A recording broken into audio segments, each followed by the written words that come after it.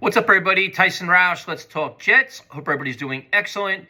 The Jets wrapped up mandatory minicamp today, and the most important thing is the team is relatively healthy, which is a great thing. Now you have like 40 days to hope the team stays healthy and stays out of trouble with any kind of like legal issues or off the field issues.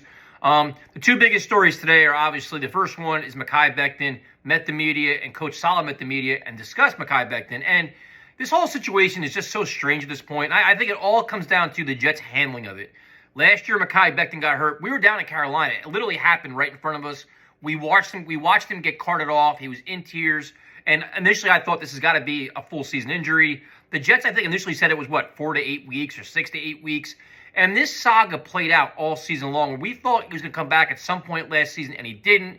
And it was like, well, is it because of him? Is it because of the injury? We didn't really know what it was. So some people were saying he gained too much weight. It's all his fault. What was the story? And the Jets weren't very transparent. And the story kept festering and festering and festering. He wasn't playing. You go into the offseason, now you're like, you know what? You think if it's only a 4 to 8 week injury or whatever it is, you think like he's going to be healthy at some point. He's going to be full steam ahead. He'll be active during all these practices and everything else. Lo and behold, he misses OTAs due to the birth of his child, which I have no problem with that whatsoever. Mandatory minicamp comes, and he's still not practicing. And it's like, so Saleh, they answered a question today about his weight, and Saleh says, you know what, he's fine, he's great.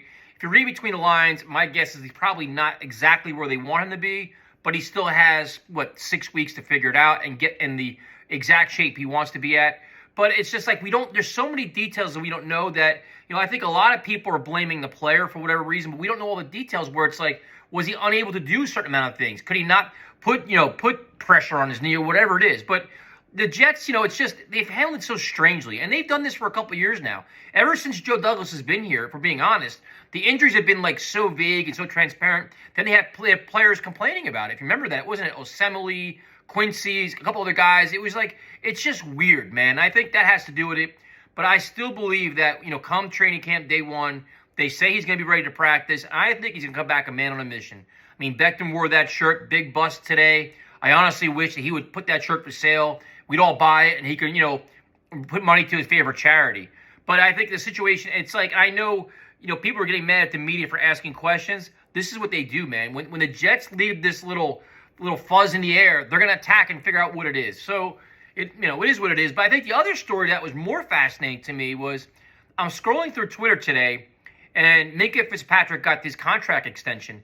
And then George Fant responded, must be nice.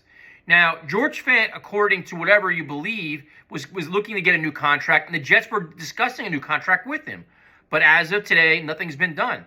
So is that going to be an issue coming to training camp? Last year of his deal, based on his play last year at left tackle, he's definitely earned the spot. But now they want him to compete with Mekhi Becton for the left tackle.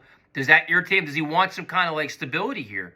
And is that why they brought Riley Reef in too? Be like, hey, you know what? We better get some insurance policies here if we have some kind of contract problem. Now, I could be reading into it. I mean, it's just, you never know in these kind of situations where, a veteran player has earned his right. He thinks he's earned his starting spot. He probably thinks he's earned a new contract or an extension. And now is Joe Douglas playing hardball.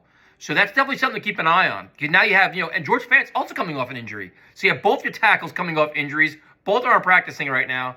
But again, you have 40 days to get everybody healthy and all figured out. But it's definitely something to keep an eye on. I will continue to say they really need to decide to sign a veteran tackle to bring into the mix. Because, you have Chuma Doga, you have Max Mitchell. You need definitely a legitimate, strong insurance policy to back these guys up. So, never a dull moment. Stay tuned. Like I said, now once mandatory minicamp is over, there won't be a lot of news. Maybe the Jets tinker with the roster a little bit if there's any surprising cuts. But I think it could be pretty quiet until probably, mid to late July. So, talk to you later.